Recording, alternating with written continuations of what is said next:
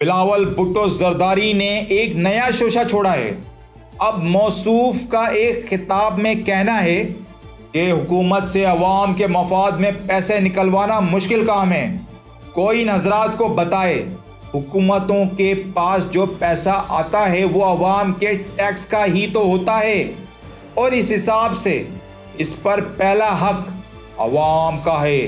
لیکن ان چوروں نے یہی کہنا ہے کیونکہ حکومت کے پاس جو پیسہ آتا ہے ان کی عیاشیوں پر لگ جاتا ہے۔ ناظرین، انہی پیسوں سے بلاول آج سرکاری جہاز رکشے کی طرح استعمال کر رہا ہے۔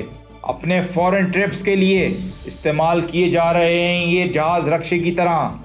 جی ہاں ناظرین، یہ پیسہ ان کے باپ کا ہے نا حکومتوں کے پاس یہ پیسہ ان کے لیے ختم ہوتا نہیں اور لوگوں کے لیے نکلتا نہیں، اور بجائے عوام کو روزگار دینے کے انہیں 1000-2000 روپے دے کر بھکاری بنا دیا ہے۔